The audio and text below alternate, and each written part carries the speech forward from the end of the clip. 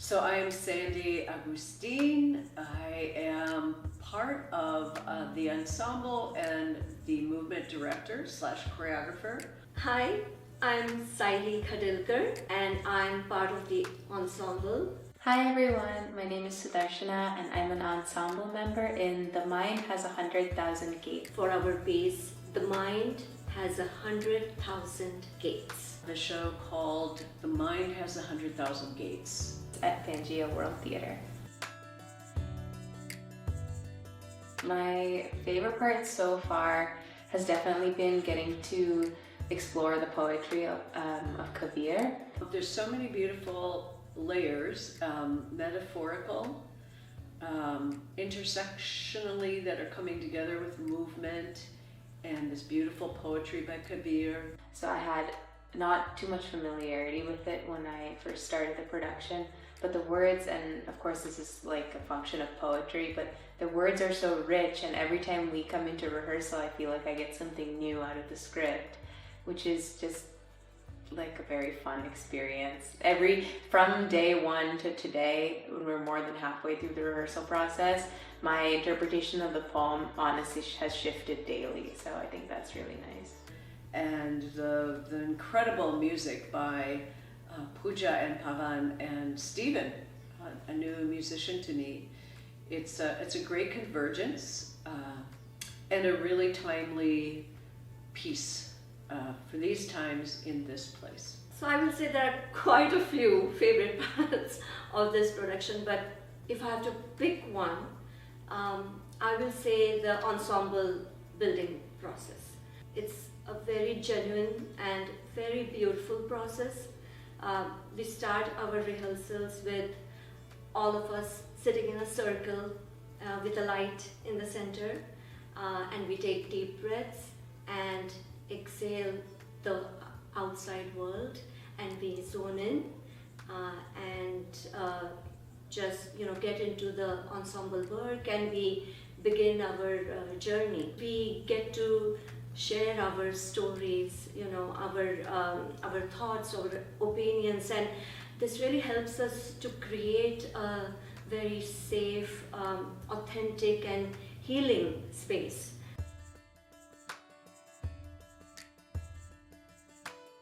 Well, this piece is really starting from scratch and bringing pieces together that have never been. Yeah, there's a lot of movement in this show. There's a lot of dance, and the musicians are very much like a part of the ensemble, which is really fun to get to involve them. So there's no existing format for it. There's no existing, real narrative, and it's not like a narrative story that moves through. And I think like the biggest difference would be that this is not necessarily dialogue, but it sometimes is dialogue. Some of the poems are almost like you're speaking to someone, or we're speaking to the ensemble members or the musicians or the public at large, or like speaking to the heavens, like it could be, you could really be speaking to anyone. So I think that's been the most interesting part of this. I feel it comes alive because, again, as I said, that the process starts with, because we share so much with each other, we are building a trust, we are respecting each other's process. And so as part of the ensemble, there's always in this mind that I have to take care of my fellow actor. I have to take care of the people I'm working with. Something that we're all creating together. It's really an ensemble piece that's building ensemble as it goes. Once we have that trust and space and relationship, we are just building off each other's our emotions and our movements and gestures, and then it feels like everything is coming together, and it's not like everyone is just doing their own thing, or just pieces here, pieces there, but for it to feel cohesive.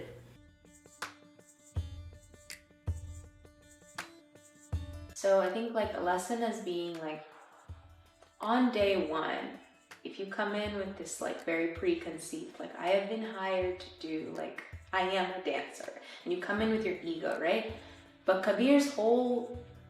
one of Kabir's many things which you guys will hopefully discover when you watch the play, is that your ego is preventing you from seeing the truth in the world and seeing what's really in front of you, and it really provides this veil over everything, this screen in front of you, and then you could choose to believe this alternate truth that's like colored by your ego. So if I come in and I'm like, I'm a movement person and I don't really know how to deliver lines on stage, I think that limits me. It's like a limiting belief. When you come into the room is in front of you. So like you will be in the room with everyone else, and we will all create it together. And I think that's like one of the most special things about Pangea's process. It doesn't always work like that, but it happens here, and that's the magic. Well, I am an improvisationally based, trained modern dancer. And so much of this piece is improvisation. It will be in the actual performance of the piece. I'm calling on all of that background. My process usually in any piece is to improvise with the bodies that are in the show, taking into consideration the story we're trying to tell, and the set, and of course the director's vision, and the playwrights, if they are, for instance, Meena Natharajan. This has offered a great opportunity for everybody to play and to really dig into the metaphor and symbology of this very beautiful, at the same time complex and simple piece. Yeah, so I will say that based on my past experiences and the previous productions with Pangea, what I have really learned or what I've realized is that it is really a privilege to be able to be someone else and, share their stories, share their truth. Kabir was a 15th century poet, 15th century, and yet even today his poems are so relevant. They're so profound and they resonate so deeply. And so I feel that the only way I can perform is to perform with integrity. I want to go deeper and deeper, as much deep as I can go, into the character I'm playing or into the role I'm playing.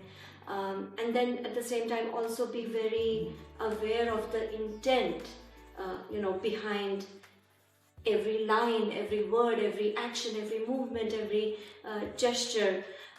So I feel like based on the past experiences, integrity, internalize, and intent. Those are like my 3 keywords. Finally, I feel like just leaning in and trusting the process. What I've really learned is that if you lean in and just trust the process, magic happens on stage.